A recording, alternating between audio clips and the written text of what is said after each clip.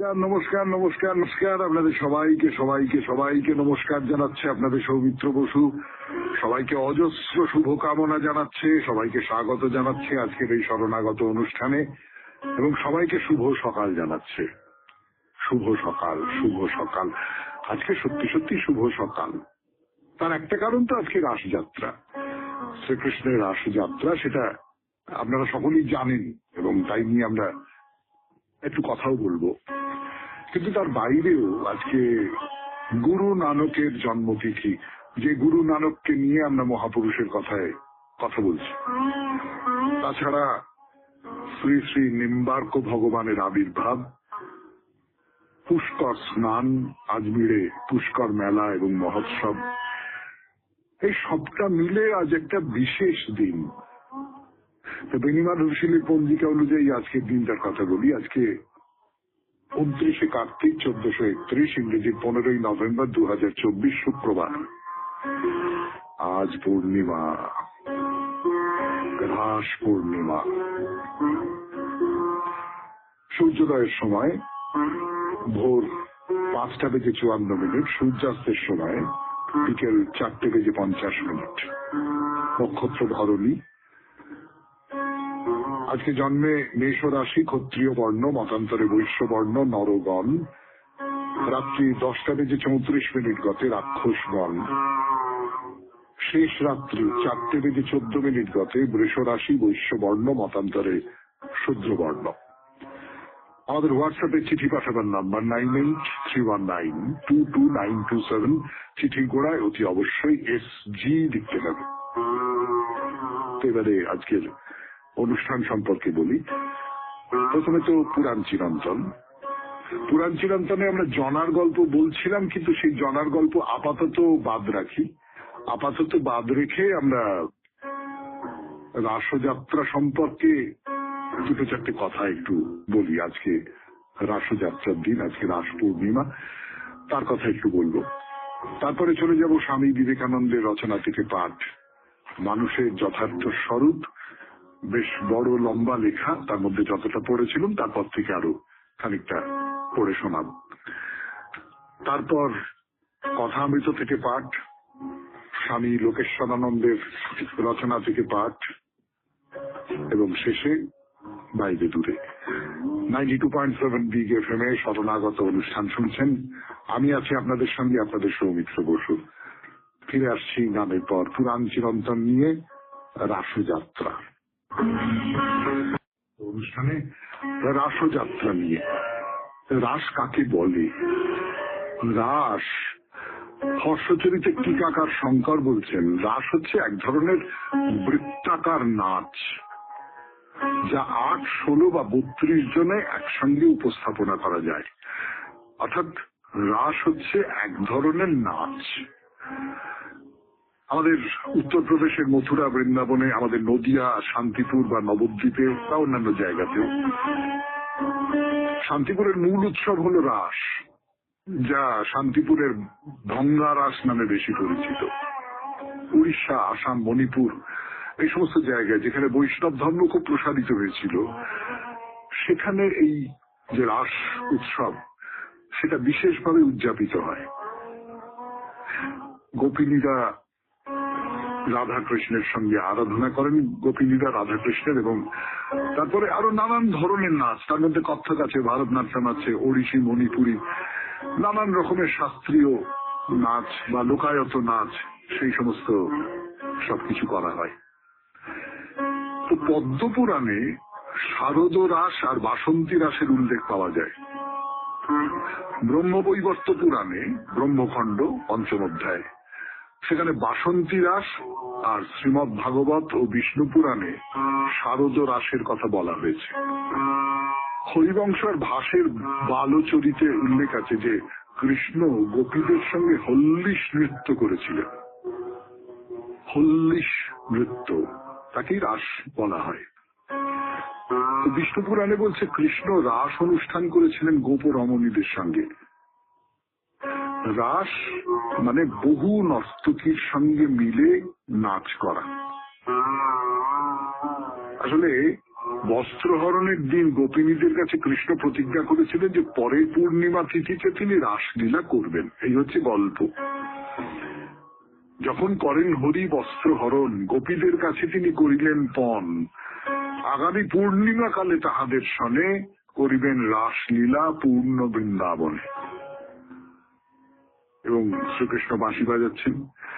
সেই বাঁশির শব্দে মুগ্ধ হয়ে গোপীরা নিজের নিজের কাজকর্ম সমস্ত বিসর্জন দিয়ে, মানে যার আধ্যাত্মিক তাৎপর্য হচ্ছে যে সংসারের সমস্ত রকমের মোহ, সমস্ত রকমের আকর্ষণ, সেই সবকিছু ত্যাগ করে বৃন্দাবনে চলে এলেন এবং শ্রীকৃষ্ণের চরণে নিজেদের সমর্পণ করলেন। অর্থাৎ রাস মানে হচ্ছে নিজের যা কিছু, এই ঠাকুর যাকে বলেন কামিনী কাঞ্চন, ঠাকুর যাকে বলেন যে সংসার, সেই সংসার নামক যে ধোঁকারটাটি, সেইখান থেকে বেরিয়ে এসে কৃষ্ণের আরাধনা করা, কৃষ্ণের ভজনা করা। যে মুহূর্তে আমি কারোর ভজনা করছি, যে মুহূর্তে আমি কারোর আরাধনা করছি, তখন আমি যেভাবে কথা বলছি সেইভাবে কথা বললে হয় না। সেটার বড় আবেগ, সেই বড় আবেগ, মহৎ আবেগ, তাকে প্রকাশ করব আমি এমনি কথা বলে কি করে হবে সেটা? তাকে প্রকাশ করবো আমি এমনি হাত পা নেড়ে কি করে হবে সেটা? ফলে কথা তখন গান হয়ে যায়, তার মধ্যে সুর এসে লাগে। আপনারা দেখবেন যে যখন আপনি খুব আবেগ দিয়ে কোনো কথা বলেন তখন তার মধ্যে সুর এসে লাগে। আবেগ দিয়ে যখন কোনো কিছু প্রকাশ করতে চান তার মধ্যে একটা নৃত্যের ভঙ্গিমা চলে আসে। তো কৃষ্ণ গোপীদের নিজের গৃহে ফিরে যেতে অনুরোধ করলেন, বললেন তাদের সংসার ধর্ম পালন করা উচিত। কিন্তু গোপীরা বলল না না, আমরা কিছুতেই ফিরে যাব না, আমরা তোমাতেই নিজেদের সমর্পণ করেছি। 92.7 বিগ এফএমে শুনছেন পুরাণ চিরন্তন শরণাগত অনুষ্ঠানে। বলছি রাসলীলা নিয়ে দু একটা কথা, ফিরে আসছি গানের পর। আগে 92.7 বিগ এফএম এ শরণাগত অনুষ্ঠানে যে গোপীরা বললেন যে না, আমরা ফিরে যাব না, আমরা তোমারই ভজনা করব। কৃষ্ণের কথা তারা শুনছেন না। তো ভগবান তো ভক্তের অধীন, ভক্ত যদি সেই রকম করে চায় তাহলে ভগবান কি তার না মেনে পারেন? তখন কৃষ্ণ বেশ ঠিক আছে, তোমাদের মনোবাসনা পূর্ণ করবার জন্য আমি রাসলীলা আরম্ভ করলাম। তার মানে রাসলীলা হচ্ছে এক ধরনের একটা বর দেওয়া। রাসলীলা মানে হচ্ছে একভাবে ঈশ্বর যিনি, কৃষ্ণ যিনি, তিনি গোপিনীদের স্বীকার করে নিলেন। কিন্তু যখনই কৃষ্ণ তাদের অধীন বলে ভেবে গোপীদের মন অহংকারে পূর্ণ হলো, তখনই কৃষ্ণ গোপীদের মধ্যে থেকে অন্তর্ধান হয়ে গেলেন। একমাত্র একজন ছিলেন যার মন অহংকারে পূর্ণ হয়নি, যিনি যথার্থভাবে কৃষ্ণের আরাধনা করেছিলেন। সেই যে আরাধনা করেছেন যিনি, তিনি হচ্ছেন রাধা।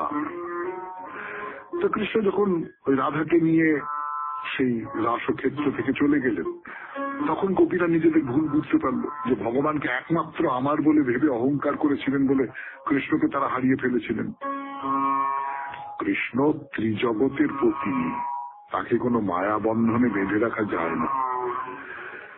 তখন গোপীরা একসঙ্গে কৃষ্ণের স্তুতি করতে আরম্ভ করলেন। ভক্তের ভক্তিতে সন্তুষ্ট হয়ে ভগবান গোপীদের মানব জীবনের পরমার্থ বুঝিয়ে দিয়ে তাদের মন পরিশুদ্ধ করলেন। গোপীদের ইচ্ছাকে সম্মান জানিয়ে যতজন গোপী ততজন কৃষ্ণ হয়ে গোপীদের মনের অভিলাষ পূর্ণ করেছে। আর গোপীরাও জাগতিক ক্লেশ থেকে মুক্তি পেয়েছিলেন। এইভাবে জগতে রাসোৎসবের প্রচলন ঘটল। শেষ হলো পুরাণ চিরন্তন রাসের কথা। এরপরে গান, গানের পর স্বামী বিবেকানন্দের রচনা থেকে পাঠ। আমি আছি আপনাদের সঙ্গে, আপনাদের সৌমিত্র বসু। ফিরে আসছি একটু গান থেকে পাঠ। 92.7 বিগ এফএম এ শরণাগত অনুষ্ঠান শুনছেন। মানুষের যথার্থ স্বরূপ যতটা পড়েছিলাম তারপর থেকে একটু পড়ি। এই জ্ঞানের ফল, এই জ্ঞানের উপকারিতা কি? আজকাল এই ফল, এই উপকার দেখিয়াই সব ব্যাপারেই গুণাগুণ নির্ণয় করা হয়। অর্থাৎ মোট কথা এই, উহাতে কত টাকা, কত আনা, কত পয়সা হয়। লোকের এরূপ জিজ্ঞাসা করিবার কি অধিকার আছে? সত্য কি উপকার বা অর্থের মাপকাঠি লইয়া বিচারিত হইবে? মনে করো উহাতে কোনো উপকার নাই, উহাকে কম সত্য হইয়া যাইবে? উপকার বা প্রয়োজন সত্যের নির্ণায়ক হইতে পারে না। যাহা হোক, এই জ্ঞানে মহৎ উপকার এবং প্রয়োজন আছে। আমরা দেখিতেছি সকলেই সুখের অন্বেষণ করে, কিন্তু অধিকাংশ লোক নশ্বর মিথ্যা বস্তুতেই উহা অন্বেষণ করিয়া থাকে। ইন্দ্রিয়ে কেহ কখনো সুখ পায় নাই, সুখ কেবল আত্মাতেই পাওয়া যায়। অতএব এই আত্মাতে সুখ লাভ করাই মানুষের সর্বাপেক্ষা প্রয়োজন। আরেক কথা, অবিদ্যাই সকল দুঃখের প্রসূতি এবং মূল অজ্ঞানেই যে আমরা মনে করি সেই অনন্ত স্বরূপ যিনি, তিনি আপনাকে শান্ত মনে করিয়া কাঁদিতেছেন। সমস্ত অজ্ঞানের মূল ভিত্তি এই যে অবিনাশী নিত্য শুদ্ধ পূর্ণ আত্মা হইয়াও আমরা ভাবি আমরা ক্ষুদ্র ক্ষুদ্র মন, ক্ষুদ্র ক্ষুদ্র দেহ মাত্র। ইহাই সমুদয় স্বার্থপরতার মূল। যখনই আমি নিজেকে একটি ক্ষুদ্র দেহ বলিয়া মনে করি, তখনই জগতের অন্যান্য শরীরের সুখ দুঃখের দিকে না চাহিয়া আমি দেহটিকে রক্ষা করিতে এবং উহার সৌন্দর্য সম্পাদন করিতে ইচ্ছা করি। তখন তুমিও আমি ভিন্ন হইয়া যাই। যখনই এই ভেদ জ্ঞান দেখা দেয়, তখনই উহা সর্বপ্রকার অমঙ্গলের দ্বার খুলিয়া দেয় এবং সর্বপ্রকার দুঃখ সৃষ্টি করে। সুতরাং পূর্বোক্ত জ্ঞান লাভে এই উপকার হইবে যে যদি আজ মনুষ্য জাতির খুব সামান্য অংশ স্বার্থপরতা, সংকীর্ণতা, ক্ষুদ্রত্ব ত্যাগ করিতে পারে, তবে কালই এই জগৎ স্বর্গে পরিণত হইবে। নানাবিধ যন্ত্রপাতি এবং বাহ্য জগৎ সম্বন্ধীয় জ্ঞানের উন্নতিতে তাহা কখনো হইবে না। যেমন অগ্নিতে ঘৃত নিক্ষেপ করিলে অগ্নিশিখা আরো বর্ধিত হয়, তেমনি এগুলি দুঃখই বৃদ্ধি করে। আত্মজ্ঞান ব্যতীত যাবতীয় জড়ের জ্ঞান অগ্নিতে ঘৃতাহুতি মাত্র। জড় বিজ্ঞান স্বার্থপর লোকের হাতে পরস্য কাড়িয়া লইবার এবং পরার্থে জীবন উৎসর্গ না করিয়া অপরকে শোষণ করিবার আরেকটি যন্ত্র তুলিয়া দেয় মাত্র। শুনলেন স্বামী বিবেকানন্দের রচনা থেকে পাঠ, মানুষের যথার্থ স্বরূপ। এরপর গান, গানের পর কথামৃত। আমি আছি আপনাদের সঙ্গে, আপনাদের সৌমিত্র বসু। কথা শুরু স্বামী বিবেকানন্দের রচনা থেকে পাঠের পর এবার ঠাকুর শ্রী রামকৃষ্ণ পরমহংসদেবের কথা থেকে পাঠ। তার কথা লিপিবদ্ধ করে রেখেছেন মাস্টারমশাই মহেন্দ্রগুপ্ত মশাই। কথামৃত আপনারা সকলেই জানেন সেই কথামৃতের কথা, এবং কথামৃত তো দীর্ঘদিন ধরে আমরা পড়ে আসছি। অনুপম রত্ন সম্ভার বলতে পারেন আর কি, মানে আমাদের সংসারী লোকজনের পক্ষে অনুপম রত্ন সম্ভার। তো সেই কথামৃত থেকে পড়ে শোনাই। ওই ঠাকুরের সঙ্গে ডাক্তারের নানান রকমের সব কথাবার্তা হয়েছে। তার মধ্যে ঠাকুরের একটা কথা, সেটা খুব ঠাকুর প্রায়ই বলতেন আর কি, খুব বিখ্যাত কথা এবং খুব খুব সত্য কথাও বটে, যে জ্ঞান আর ভক্তি, জ্ঞান ঈশ্বরের বৈঠকখানা পর্যন্ত যেতে পারে। বৈঠকখানায় গিয়ে আমি তার সঙ্গে আলাপ করলুম, তাকে চিনলুম, জানলুম, এই পর্যন্ত যেতে পারে। আর ভক্তি একেবারে মেয়েদের মতন অন্তঃপুরের ভেতরে চলে যায়। এই যে কথাটা, জ্ঞানের মধ্যে তাহলে একটা কোথাও একটা চ্যালেঞ্জ আছে, জ্ঞানের মধ্যে কোথাও একটা অনুসন্ধিৎসা আছে। আমার অনুসন্ধিৎসাটুকু মিটে গেল, ব্যাস এই পর্যন্ত। কিন্তু ভক্তি হচ্ছে একটা আটপৌরে ব্যাপার। সন্তানের প্রতি মায়ের যে ভালোবাসা, সেইটা খুব বেশি রকম হয়ে গেল যখন, তখন হয়ে গেল ভক্তি। প্রেমিকের প্রতি প্রেমিকার ভালোবাসা, স্বামীর প্রতি সতী স্ত্রীর ভালোবাসা, এই যখন সেটা খুব প্রবল হয়ে গেল, মানে আমরা এই ভালোবাসার যে রূপ আমাদের জাগতিক ক্ষেত্রে দেখি তার তুলনায় অনেক গুণে বেড়ে গেল, তখন সেটা ভক্তিতে পরিণত হলো। এবং সেটা কিন্তু খুব ভেতর পর্যন্ত চলে যায়। আপনি দেখবেন যে ভালোবাসা, একজন মানুষ আপনাকে ভালোবাসে, সে আপনার যতটা আপন হয়। একজন মানুষ আপনার কাছে এসেছে, সে খুব জ্ঞানী লোক, আপনি তার সঙ্গে আলোচনা করে আনন্দ পাচ্ছেন, সে সেই জায়গায় পৌঁছতে পারে না কখনো। মানে আমি এইরকম করে ব্যাপারটাকে দেখি আর কি। তো ডাক্তার শুনে বলছেন, হ্যাঁ খুব ভালো কথা, ভক্তি দিয়ে একেবারে অন্দরমহলে পৌঁছে যাওয়া যায়, ঠিক। ঠাকুর শ্রী রামকৃষ্ণ পরমহংসদেব ভক্তি দিয়েই একেবারে অন্দরমহলে পৌঁছে গেছেন, ঠিক। তাহলে জ্ঞান তো আর ছেড়ে দেওয়া যায় না। হ্যাঁ, এটাও তো একটা খুব জরুরি কথা, খুব গুরুত্বপূর্ণ কথা, যে আমি এই যে অনুসন্ধিৎসার আকাঙ্ক্ষা, খুঁজবো খুঁজবো, খুঁজে খুঁজে দেখবো, খুঁড়ে খুঁড়ে দেখবো কোথায় কি আছে না আছে, আমি ডালপালার সমস্ত সরিয়ে ভেতরে ঢুকে দেখবো, আলো ফেলে দেখবো, এই যে আকাঙ্ক্ষাটা, এইটাকেও তো ছেড়ে দেওয়া যায় না। তো মনি বলছেন, মাস্টারমশাই আর কি তার ছদ্মনাম, না না না না, পরমহংসদেব তা তো বলেন না। তিনি জ্ঞান ও ভক্তি দুটোই নেন, একটা নিরাকার একটা সাকার। তিনি বলেন ভক্তিহীনে জলের খানিকটা বরফ হলো, আবার জ্ঞান ও সূর্য উদয় হলে বরফ গলে গেল। অর্থাৎ ভক্তি যোগে সাকার, জ্ঞান যোগে নিরাকার।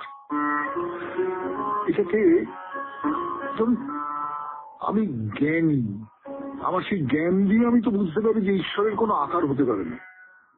আপনারা এই যে স্বামী বিবেকানন্দের রচনা থেকে পাঠ করি, আপনারা শোনেন, তার মধ্যেও স্বামী যেটা বলছেন যে এ তো অনন্ত, অনন্তকে আমি কি করে একটা আকারের মধ্যে ধরবো, সেটা সম্ভবই নয়। তাহলে জ্ঞানীর চোখে এই যে অনন্ত, তার কোনো আকার থাকতে পারে না। ব্রাহ্ম সমাজের যে সাধনা, সে হচ্ছে জ্ঞানীর সাধনা, নিরাকারের সাধনা। আমি কি করে তাকে একটা আকারের মধ্যে ধরবো? তাহলে তো তাকে শান্ত করে দেওয়া হয়। শান্ত মানে দন্তস্বয় আকার নয়, তো শান্ত। এই নিয়ে আরো কথা বলবো, ফিরে আসছি গানের পর। 92.7 বিগ এফএমে শরণাগত অনুষ্ঠান শুনছেন। এখন কথা মৃত থেকে পাঠ। যা বলছিলাম আপনাদের, যে অনন্তকে আমি কেমন করে একটা আকারের মধ্যে ধরবো, এই রকমের একটা মনোভাব থেকে নিরাকার সাধনা। কিন্তু আমি তো আমার ছোটবেলায় একটা কবিতা পড়েছিলাম, সে তার কবিতা ভুলে গেছি, কি নাম ভুলে গেছি। সেখানে মায়ের কথা বলা হচ্ছে আর কি, মা কথা মধুর কিংবা আরামদায়িনী, রোগশয্যা পরে কিংবা দূর পরবাসে ইত্যাদি, এই সমস্ত নিয়ে করে মায়ের সম্পর্কে বলা হচ্ছে যে মায়ের মধ্যে অনন্তের প্রকাশ, গোষ্পদে বিম্বিত যথা অনন্ত আকাশ। মানে কাদার উপর গরু হেঁটে চলে গেছে, খুঁড়ে গর্ত হয়ে গেছে, তাতে জল পড়েছে, সেই জলের মধ্যে যেমন অনন্ত আকাশ দেখা যায়, তেমনি মায়ের মধ্যে অনন্ত আকাশ দেখা যায়। তাহলে একটা আকারের মধ্যে আমি অনন্তকে দেখতে পাচ্ছি তো, যে অনন্ত আকাশ দেখতে পাচ্ছি তো। তাহলে এই মানে নিরাকার আর আকারের মধ্যে সম্পর্ক হচ্ছে এইটা। আমি যখন জ্ঞানের দিক থেকে দেখি তখন নিরাকার, আমি যখন ভক্তির দিক থেকে দেখি তখন সাকার। ওই ভক্তি হিমে জলের খানিকটা বরফ হলো, তখন সে সাকার হলো। তারপরে আবার জ্ঞান ও সূর্য উদিত হলো, সে নিরাকার হয়ে গেল। তো ভক্তি দিয়ে যিনি দেখছেন, তিনি দেখছেন ঈশ্বরকে খুব কাছ থেকে দেখছেন, তার সঙ্গে সবসময় কথা বলছেন, ছোট ছেলের মতো বলছেন, মা বড় লাগছে। আর কি অবজারভেশন, মিউজিয়ামে বা জাদুঘরে ফসিল জানোয়ার পাথর হয়ে গেছে, সেটা দেখছিলেন। অমনি সাধু সঙ্গের উপমা হয়ে গেল। পাথরের কাছে থেকে থেকে পাথর হয়ে গেছে, তেমনি সাধুর কাছে থাকতে থাকতে সাধু হয়ে যায়। এইটা না, এটা আপনি দেখবেন যে যিনি যার মধ্যে বাস করেন, পরিস্থিতির সমস্ত কিছু থেকে, চারপাশে যা কিছু দেখছেন সেই সমস্ত কিছু থেকে তিনি তার উপমা খুঁজে বার করতে পারেন, বা তার উপমা তার মনের মধ্যে চলে আসতে পারে। এই যে ঠাকুরকে আমি তো বলি উপমা সম্রাট, মানে উপমা দেওয়া ঠাকুরের কোনো জুড়ি নেই আর কি, এইরকম তো আমার মনে হয় এবং আপনাদের অনেকেরই মনে হয়। তো এই উপমাগুলো যে ঠাকুর দিতে পারেন, তার কারণ তিনি চারপাশে অনেক কিছু দেখছেন, এই যে জাগতিক যে যা কিছু, সে সমস্ত কিছু দেখছেন, এবং তৎক্ষণাৎ তার সঙ্গে আধ্যাত্মিকতার একটা সম্পর্ক তৈরি করে ফেলতে পারছেন। তার কারণ তিনি আধ্যাত্মিকতার মধ্যে বাস করেন, তিনি ঈশ্বরানুভূতির ভেতরে বাস করেন। তার ফলে তিনি যখনই কোনো কিছু বাইরে কিছু তার সঙ্গে তিনি ঈশ্বরের যে অনুভূতি সেই অনুভূতিকে মিলিয়ে দিতে পারছেন। ডাক্তার বলছেন যে ঈশানবাবু কাল অবতার করছেন। অবতার আবার কি? মানুষকে ঈশ্বর বলা। তো মনি বলছেন ওদের যা যা বিশ্বাস তার ইন্টারফেয়ার করে কি হবে? কিন্তু মানুষ এইটা বিশ্বাস করেন তো করেন, আমি আঘাত করতে যাবো কেন? আমার কি দরকার আছে কোমর বেঁধে? যদি তাতে পৃথিবীর কোনো ক্ষতি হয় তাহলে আমি চেষ্টা করতে পারি। কিন্তু একজন মানুষ বিশ্বাস করছেন এইটা যে উনি হচ্ছেন অবতার। ঈশ্বরচন্দ্র মনে করতেন যে তুমি হচ্ছে স্বয়ং ভগবান। তো এই বিশ্বাসটা আঘাত করে আমার কি লাভটা হবে? তার চেয়ে যেটা গুরুত্বপূর্ণ, যে যেমন বিশ্বাস নিয়ে ভালো থাকে, আনন্দে থাকে, সে সেই রকম করেই থাক, যদি না তাতে পৃথিবীর কোনো ক্ষতি হয়। শুনলেন কথামৃত থেকে পাঠ। এবার স্বামী লোকেশ্বরানন্দের রচনা থেকে পাঠ করে শোনাবো আপনাদের। রচনার নাম জ্ঞানের সার্থকতা। ফিরে আসছি গানের পর। রচনা থেকে পাঠ, জ্ঞানের সার্থকতা। জ্ঞানের কি কোনো উদ্দেশ্য আছে? যদি থাকে সেটা কি? ভারতীয় মতেই জ্ঞান লাভ করলে আপনার চরিত্র বদলে যাবে। আপনি যা শিখেছেন তা আপনার চরিত্রে ফুটে উঠবে। মনে করুন আপনি বিশ্ববিদ্যালয় থেকে বিজ্ঞান বিষয়ে উপাধি পেয়েছেন, কিন্তু যুক্তির ধার ধারেন না। জীবন সম্পর্কে আপনার দৃষ্টিভঙ্গি একান্তই পৌরাণিক ও কুসংস্কারাচ্ছন্ন। তা যদি হয় বলতে হবে আপনার বিজ্ঞান চর্চা ব্যর্থ হয়েছে। নানা সূত্র থেকে আপনি তথ্য সংগ্রহ করে মনের মধ্যে ভরে রেখেছেন, সে কথা সত্যি, কিন্তু তা আপনার পক্ষে বোঝার স্বরূপ। ভারবাহী পশুর মতো আপনি চিনি বহন করছেন, কিন্তু চিনির স্বাদ জানেন না। এই কারণেই ভারতীয় ঋষিরা হওয়ার উপর এত জোর দিয়েছেন। জানা মানে হওয়া, এই ছিল তাদের সিদ্ধান্ত। জ্ঞানের পরিমাণ ততটা গুরুত্বপূর্ণ নয়, সেই জ্ঞান আপনি কিভাবে কাজে লাগাচ্ছেন সেটি গুরুত্বপূর্ণ। এবং কিভাবে আপনার জ্ঞানকে আপনি কাজে লাগাবেন তা নির্ভর করছে আপনি কি ধরনের মানুষ তার উপর। মানুষ হিসেবে আপনি ভালো হলে জ্ঞানকে আপনি সৎ কাজে লাগাবেন, নিজের ও দশের মঙ্গলের জন্য সেই জ্ঞানের প্রয়োগ করবেন। তা না হলে ওই জ্ঞানের অপপ্রয়োগ করে অন্যের ক্ষতি করবেন এবং শেষে নিজেরও সর্বনাশ ডেকে আনবেন। যেহেতু জ্ঞানই শক্তি, সেই হেতু একজন অশিক্ষিত ব্যক্তির চেয়ে একজন শিক্ষিত কিন্তু বিবেকহীন ব্যক্তি সমাজের অনেক বেশি ক্ষতি করতে পারেন। যুদ্ধকালীন জার্মানিতে ঠিক এমনটিই ঘটেছিল। সে দেশের বিজ্ঞানীরা একজোট হয়ে কেমন করে সরকারের সঙ্গে হাত মিলিয়ে মানব নিধন যজ্ঞে নেমেছিলেন সে কথা সকলেই জানেন। অন্যান্য দেশেও অনুরূপ ঘটনা ঘটেছে, তবে হয়তো অতটা নয়। বাস্তব সত্য এই, জ্ঞানের অপপ্রয়োগ সনাতনকাল থেকেই চলে আসছে। অতীতের তুলনায় আজ মানুষের ভান্ডারে অনেক বেশি জ্ঞান সঞ্চিত হয়েছে, কিন্তু তার অর্থ এই নয় মানুষ আগের থেকে উন্নত হয়েছে। এই প্রশ্ন খুবই প্রাসঙ্গিক। জ্ঞান লাভ করে কি হবে? কি তার উদ্দেশ্য? জ্ঞানকে অনেক সময় আলোর সঙ্গে তুলনা করা হয়, কারণ জ্ঞান মনের অন্ধকার বা অজ্ঞানতা দূর করে। ভারতবর্ষে আমরা প্রার্থনা করি আমাসাও মা জ্যোতি গমায়, অর্থাৎ আমাকে অন্ধকার থেকে আলোয় নিয়ে চলো। প্রকৃতপক্ষে এটি বিশ্বজনীন প্রার্থনা। তাহলে দেখা যাচ্ছে জ্ঞানের উদ্দেশ্য আলো দেওয়া। কিন্তু আলো প্রাপ্ত হলে কি হয়?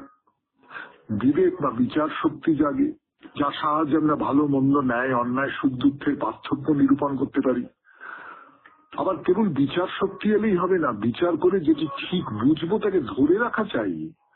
কোনটি উচিত তা যদি আমার জানা থাকে তবে আমি উচিত কাজই করব। তেমনি যদি আমি বুঝি আমার প্রকৃত আনন্দ কোথায়, তাহলে আমি তেমন কাজই করব যা আমাকে অবিরাম আনন্দে রাখবে। কিন্তু এটি করতে গেলে সাহস চাই, প্রচন্ড মানসিক শক্তি চাই, আর চাই দীর্ঘ অভ্যাস, যাতে সমস্ত আচার আচরণকে আমি বিচারের দ্বারা নিয়ন্ত্রণ করতে পারি। এই কারণে জানার চেয়েও হওয়ার উপরে এত গুরুত্ব দেওয়া হয়ে থাকে। যার ভিতর এই হওয়া ও জানা সমন্বিত হয়েছে তিনি পূর্ণাঙ্গ মানুষ, পরিপূর্ণ মানুষ। জগতে বড় বড় বুদ্ধিমান ব্যক্তি জন্মেছেন, কিন্তু চরিত্রবান মানুষ যারা নীরবে আদর্শ জীবনযাপন করেন এমন মানুষ চিরকালই হাতে গোনা যায়। এসব মানুষের কাছে জগৎ চিরঋণী, কারণ যা কিছু মহৎ তা এদেরই দান। জীবনের রহস্য উদ্ঘাটন করা অবশ্যই ভালো কাজ, কিন্তু তার থেকে অনেক ভালো একটা নিখুঁত মহৎ জীবনযাপন করা।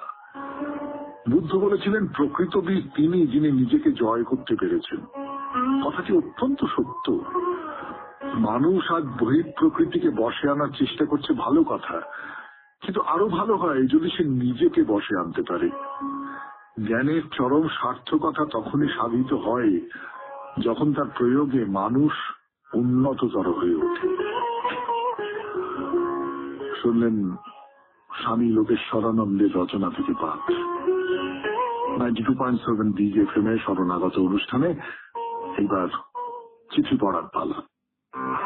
এবারে স্মৃতি কথা শোনাই আপনাদের। না না না, আমার স্মৃতি কথা নয়, ডক্টর প্রদীপ কুমার দাস তিনি একটি চিঠি লিখেছেন, সেই চিঠি পড়ে শোনাবো। দেখুন আপনাদের নিজেদের ছোটবেলার কথা মনে পড়ে যায় কিনা।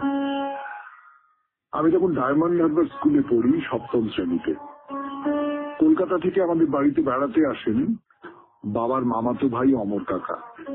একটা দিন কাটিয়ে আমার মাকে জানান কয়েকটা দিন খোকনকে নিয়ে যাচ্ছি, কলকাতাটা সব ঘুরিয়ে দেখাবো। মা রাজি হয়ে গেলেন। ডায়মন্ড হারবার স্টেশন থেকে আমরা রেলগাড়িতে চেপে বসলাম। তখন কয়লার ইঞ্জিন ছিল। প্রথমটা একটু ভয় পাচ্ছিলাম সিটে বসে, কেননা রেল লাইনের আঁকা বাঁকায় হেলতে দুলতে চলছিল বলে মাঝে মাঝে হেলে পড়ছিলাম। পাশে সিট থেকে পড়ে যায়, শক্ত হাতে অমর কাকাকে ধরে রেখেছিলাম।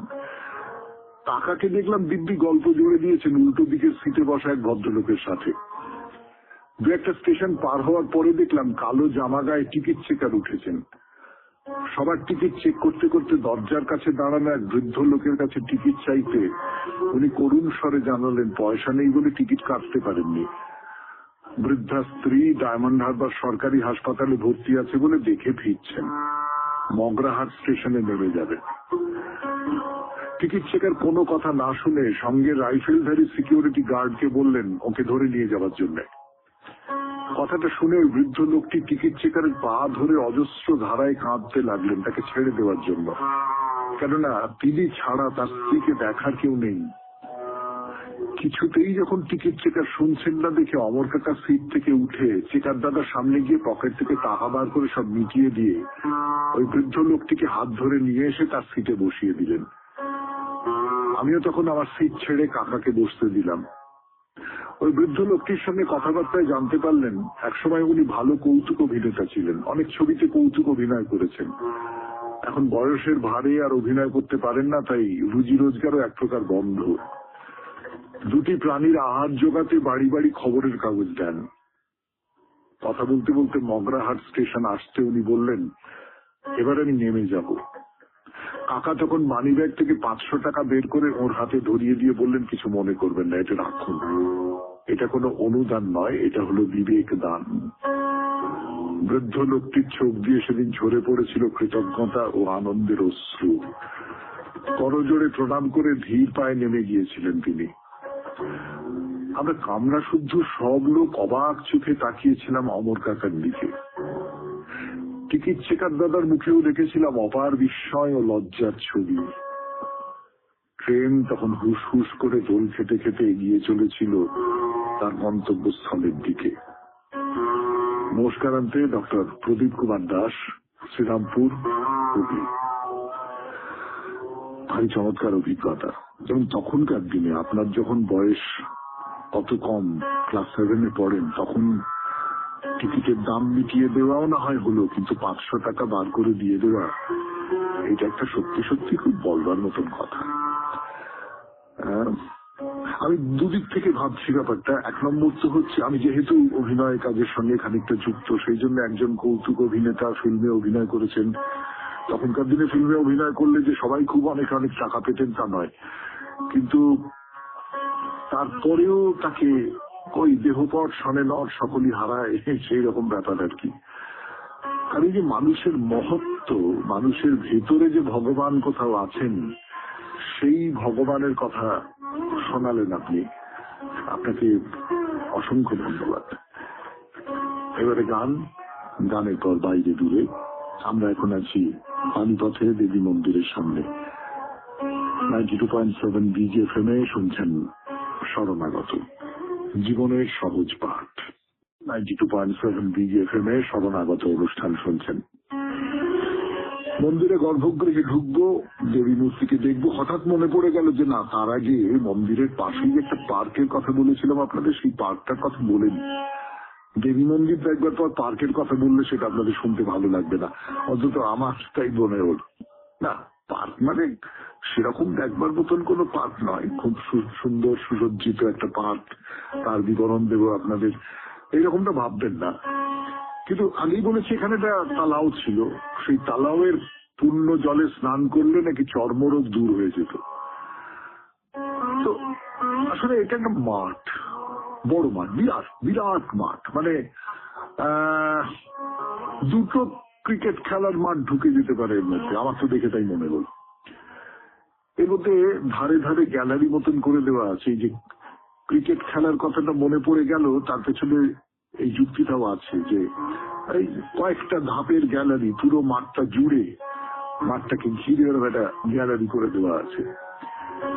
এই মাঠেই মেলা, উৎসব ইত্যাদি ইত্যাদি হয়ে থাকে। এই মন্দিরের সঙ্গে সংলগ্ন মাঠ, সুতরাং মন্দিরের যা কিছু উৎসব এবং বড় বড় পুজোর উৎসব, সেই উৎসবগুলো এখানে হয়ে থাকে। তো এবার সিদ্ধ মাতা দেবী মন্দিরে, এই মন্দিরের দেওয়ালেও নানান রকম মূর্তি খোদিত হয়ে রয়েছে, দ্বারপাল আছেন, অন্য দেব দেবীরা আছেন, এবং ভেতরে একটা মন্দির নয়, একাধিক মন্দির রয়েছে এবং বড় বড় মন্দির, মানে বিশাল মন্দির নয়, কিন্তু সবটা মিলিয়ে একটা মন্দির কমপ্লেক্স বলতে পারেন। একই রকম দেখতে, পাথরে বাঁধানো চত্বরে পরপর পরপর অনেকগুলো মন্দির। আমরা তাহলে মূল মন্দিরে প্রবেশ করলাম। তোরণ পার হয়ে ভেতরে একটা শ্বেত পাথরের বেদি, সেখানে একটা ছোট্ট মন্দির, মন্দিরের ভেতরে ছোট্ট একটা জায়গা, স্থান। তার চূড়াটা যেন সোনার তৈরি, ঝকঝক ঝকঝক করছে, এবং সেই চূড়াটা ঠিক মন্দিরের চূড়ার মতো নয়, 5টা থাক উঠে গেছে, ওই দক্ষিণ ভারতের যেটা মন্দির হয় সেই রকমের, কিন্তু সোনালি রঙের। এবং তার ভেতরে দেবী রয়েছেন, ছোট্ট দেবী, তার প্রায় মুখ ঢেকে গেছে ফুলের মালায়, ঝকঝকে কাপড়। এই দেবী মূর্তি দেখলাম আমরা, দেবী মা, তাকে দর্শন করা হলো। এবারে চলুন, এই চত্বরে অন্য মন্দির আছে, সেই সমস্ত মন্দির দেখি। যেমন হনুমানজির মন্দির আছে, হনুমানজির মন্দির দর্শন করি। ওই একই রকমের মন্দির, হনুমানজি রয়েছেন ভেতরে। যে পাথরের বেদির ওপর হনুমানের মূর্তিটি রয়েছে, এটিও খুব বড় মূর্তি নয়, ছোট মূর্তি, লাল পাথরের। এবং এই হনুমানের মূর্তি কিন্তু আধুনিক মূর্তির মতন নয়, প্রাচীন মূর্তি। অর্থাৎ ওই লাল পাথরের এক ধরনের প্রাচীন মূর্তি হয় হনুমানের, সেই রকমটা রয়েছে। মূর্তির পাশে দুটো ছোট ওই একই লাল পাথরের মূর্তি রাখা রয়েছে। দর্শন হলো, তার পাশে রয়েছে আরেকটি মন্দির। তো ভেতরে প্রবেশ করলাম। শুনছেন বাইরে দূরে 92.7 BGFM শরণাগত অনুষ্ঠান। এখন একটু গান শুনি, তারপর এই পরের যে মন্দিরটি, সেই মন্দিরের কথায় ফিরে আসবো। আমি আছি আপনাদের সঙ্গে, আপনাদের সৌমিত্র বসু। নতুন আর একটা মন্দিরে প্রবেশ করলাম, হনুমান মন্দিরে। হনুমানকে দর্শন করবার পর, এটা হলো নবগ্রহ মন্দির। খুব অন্য রকমের সব মন্দির আছে না এখানে। এই দুর্গা মন্দিরের চত্বরের ভেতরে ধরুন 3টে নদীকে নিয়ে একটা মন্দির আছে। নবগ্রহ মন্দির যে হয় না তা নয়, নবগ্রহ মন্দির নিশ্চয়ই হয়, কিন্তু এখানে ওরকম একটা নবগ্রহ মন্দির রয়েছে। এবং সেই মন্দিরের কথা বলছি আপনাদের, তাহলে বুঝতে পারবেন যে এই মন্দিরের একটা বৈশিষ্ট্য, অন্তত আমার নিজের মনে হয়েছে যে এই মন্দিরের একটা বৈশিষ্ট্য আছে। এখানে পর পর পর পর পর পর পর পর অনেকের মূর্তি রয়েছে। একদম বাদিক থেকে যদি দেখি, 3জন দেবতা রয়েছে, মাথার উপরে তাদের নাম লেখা রয়েছে। প্রথমজন যিনি, তার নাম হচ্ছে সূর্য, মানে তিনি সূর্যদেব। এবং এইটাও একটা খুব আপনাদের বলতে ইচ্ছে করছে আমার, বলবার মতন কথা। সূর্যদেব ধরুন পরে আছেন লাল রঙের পোশাক, মাথায় মুকুট, সকলের মাথাতেই মুকুট, মাথার পেছনে গোল একটা বৃত্ত, অর্থাৎ এই যে সূর্যের যে জ্যোতি, সূর্য বলতে আমরা যেটা বুঝি সেই রকম। পরের মূর্তিটি সাদা রঙের, তার মাথার উপর লেখা রয়েছে চন্দ্র, তিনিও পরে আছেন সাদা রঙের পোশাক। আর তৃতীয় যিনি, তার মাথার উপরে লেখা রয়েছে মঙ্গল, তিনি লাল পোশাক পরে আছেন। মানে এই যে মূর্তিগুলো, এই মূর্তিগুলোর পোশাকের সঙ্গে কোথাও একটা যে গ্রহগুলো, সেগুলো সম্পর্কে আমাদের যে ধারণা, সেই ধারণাগুলো প্রকাশ পাচ্ছে। এইটা তো হয়ে গেল একটা প্রকোষ্ঠের কথা। পাশে আর একটা ছোট প্রকোষ্ঠ আছে, তার মধ্যে বসে আছেন বুধ। বুধের পোশাকের রং হচ্ছে সবুজ। বুধের জন্য একটা আলাদা ঘর, তার পাশের যে ঘর সেখানে হলুদ পোশাক পরে রয়েছেন, তার নাম হচ্ছে গুরু, অর্থাৎ তিনি গুরু, গালে দাড়ি, মাথায় মুকুট আছে। গুরু বিনে সাধন হওয়া সম্ভব নয়। এই যে গ্রহদের যে মূর্তি রয়েছে, সেই গ্রহদের মূর্তির মধ্যে গুরুও রয়েছেন কোথাও, এবং সেই গুরুকে তার মূর্তির দিক থেকে, চেহারার দিক থেকে বেশ খানিকটা আলাদা করে দেওয়া হয়েছে। শুক্র আছেন, শুক্রের গাত্রবর্ণ এবং পোশাক সাদা। তার বাইরে আছেন শনি, রাহু, কেতু, তিনজনে কালো, তাদের মধ্যে কেতুর আবার মুন্ড নেই। আর এর থেকে নিচুতে মাটিতে আসন পাতা হয়েছে এক দেবতার, নাম নেই কোথাও। তিনি হাতির পিঠে চড়ে আছেন। আমার মনে হলো তিনি হয়তো দেবরাজ ইন্দ্র, ওই রাবতের পিঠে চড়ে আছেন। আজকের শরণাগত এই পর্যন্তই থাক। 92.7 বিজ FM এই শরণাগত অনুষ্ঠানে চিঠি পাঠাতে গেলে আপনাদের হোয়াটসঅ্যাপে চিঠি পাঠাতে হবে। তার নাম্বার 9831922927। চিঠির গোড়ায় অতি অবশ্যই SG লিখতে হবে। কবিতা, তাই তো। মনের আজ কহ যে ভালো মন্দ যাহাই আসুক, সত্যের এলো সহজে। কেউ বা তোমায় ভালোবাসে, কেউ বা বাঁচতে পারে না যে। কেউ বিকিয়ে আছে, কেউ বা সিকি পয়সা ধারে না যে। কতকটা যে স্বভাব তাদের, কতকটা বা তোমারও ভাই। কতকটাই ভবের প্রতীক, সবার তরে নহে সবাই। তোমায় কতক ফাঁকি দেবে, তুমিও কতক দেবে ফাঁকি। তোমার ভোগে কতক পড়বে, পরের ভোগে থাকবে বাকি। মান্ধাতারি আমল থেকে চলে আসছে এমনি রকম। তোমারই কি এমন ভাগ্য, বাঁচিয়ে যাবে সকল জখম। মনে রেয়াজ কহ যে ভালো মন্দ যাহাই আসুক, সত্যের এলো সহজে। অনেক ঝঞ্ঝা কাটিয়ে বুঝি এলে সুখের বন্দরেতে। জলের তলে পাহাড় ছিল, লাগলো বুকের অন্দরেতে। মুহূর্তে পাঁজরগুলো উঠলো কেঁপে আর্ত রবে। তাই নিয়ে কি সবার সঙ্গে ঝগড়া করে মরতে হবে? ভেসে থাকতে পারো যদি সেইতে সবার চেয়ে শ্রেয়। না পারো তো বিনা বাক্যে টুপ করিয়া ডুবে যেও। এটা কিছু অপূর্ব নয়, ঘটনা সামান্য খুবই। শঙ্কা যেথায় করে না কেউ, সেইখানে হয় জাহাজ ডুবি। মনের এটাই কহ যে ভালো মন্দ যাহাই আসুক, সত্যের এলো সহজে। তোমার মাপে হয়নি সবাই, তুমিও হওনি সবার মাপে। তুমি মরো কারো ঠেলায়, কেউ বা মরে তোমার চাপে। তবু ভেবে দেখতে গেলে এমনি কিসের টানাটানি?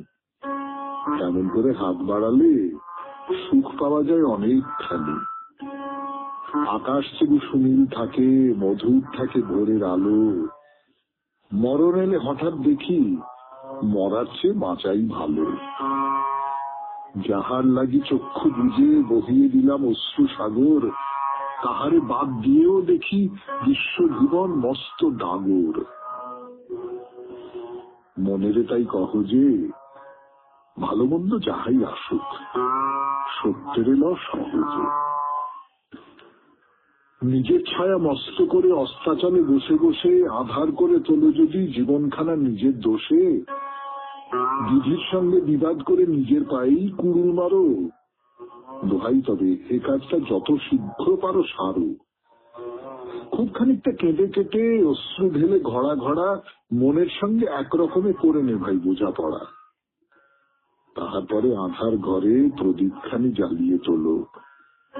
ভুলে যা ভাই কাহার সঙ্গে কতটুকুন তফাৎ হলো। মনের তাই কহ যে ভালো মন্দ যাহাই আসুক, সত্যের ল সহজে। খুব ভালো থাকবেন, আনন্দে থাকবেন। নমস্কার। নমস্কার নমস্কার নমস্কার আপনাদের সবাইকে সবাইকে সবাইকে নমস্কার জানাচ্ছে আপনাদের সৌমিত্র বসু। সবাইকে অজস্র শুভকামনা জানাচ্ছে, সবাইকে স্বাগত জানাচ্ছে আজকের এই শরণাগত অনুষ্ঠানে, এবং সবাইকে শুভ সকাল জানাচ্ছে। শুভ সকাল, শুভ সকাল। আজকে সত্যি সত্যি শুভ সকাল। তার একটা কারণ তো আজকে রাসযাত্রা, শ্রীকৃষ্ণের রাসযাত্রা, সেটা আপনারা সকলেই জানেন এবং তাই নিয়ে আমরা একটু কথাও বলবো। কিন্তু তার বাইরেও আজকে গুরু নানকের জন্মতিথি, যে গুরু নানককে নিয়ে আমরা মহাপুরুষের কথায় কথা বলছি। তাছাড়া শ্রী শ্রী নিম্বার্ক ভগবানের আবির্ভাব, পুষ্কর স্নান, আজমিরে পুষ্কর মেলা এবং মহোৎসব, এই সবটা মিলে আজ একটা বিশেষ দিন। বেনিমানুষীলের পঞ্জিকা অনুযায়ী আজকের দিনটার কথা বলি। আজকে 29শে কার্তিক 1431, ইংরেজির 15ই নভেম্বর 2024, শুক্রবার। আজ পূর্ণিমা, রাস পূর্ণিমা। সূর্যোদয়ের সময় ভোর 5:54, সূর্যাস্তের সময় বিকেল 4:50। নক্ষত্র ধরণী। আজকে জন্মে মেষ রাশি, ক্ষত্রিয় বর্ণ, মতান্তরে বৈশ্য বর্ণ, নরগণ। রাত্রি 10:34 গতে রাক্ষসগণ। শেষ রাত্রি 4:14 গতে বৃষ রাশি, বৈশ্য বর্ণ, মতান্তরে শূদ্রবর্ণ। আমাদের হোয়াটসঅ্যাপে চিঠি পাঠাবার নাম্বার 9831922927। চিঠির গোড়ায় অতি অবশ্যই SG লিখতে হবে। এবারে আজকের অনুষ্ঠান সম্পর্কে বলি। প্রথমে তো পুরাণ চিরন্তন। পুরাণ চিরন্তনে আমরা জনার গল্প বলছিলাম, কিন্তু সেই জনার গল্প আপাতত বাদ রাখি। আপাতত বাদ রেখে আমরা রাসযাত্রা সম্পর্কে দুটো চারটে কথা একটু বলি। আজকে রাসযাত্রার দিন, আজকে রাস পূর্ণিমা, তার কথা একটু বলবো। তারপরে চলে যাব স্বামী বিবেকানন্দের রচনা থেকে পাঠ, মানুষের যথার্থ স্বরূপ। বেশ বড় লম্বা লেখা, তার মধ্যে যতটা পড়েছিলাম তারপর থেকে আরো খানিকটা পড়ে শোনাব। তারপর কথামৃত থেকে পাঠ, স্বামী লোকেশ্বরানন্দের রচনা থেকে পাঠ, এবং শেষে বাইরে দূরে। 92.7 বিগ FM এ শরণাগত অনুষ্ঠান শুনছেন। আমি আছি আপনাদের সঙ্গে, আপনাদের সৌমিত্র বসু। ফিরে আসছি গানের পর পুরাণ চিরন্তন নিয়ে রাসযাত্রা অনুষ্ঠানে। রাসযাত্রা নিয়ে, রাস কাকে বলে? রাস, হর্ষচরিতে টিকাকার শঙ্কর বলছেন, রাস হচ্ছে এক ধরনের বৃত্তাকার নাচ, যা 8, 16 বা 32 জনে একসঙ্গে উপস্থাপনা করা যায়। অর্থাৎ রাস হচ্ছে এক ধরনের নাচ। আমাদের উত্তরপ্রদেশের মথুরা, বৃন্দাবনে, আমাদের নদিয়া, শান্তিপুর বা নবদ্বীপে বা অন্যান্য জায়গাতেও শান্তিপুরের মূল উৎসব হলো রাস, যা শান্তিপুরের ভঙ্গা রাস নামে বেশি পরিচিত।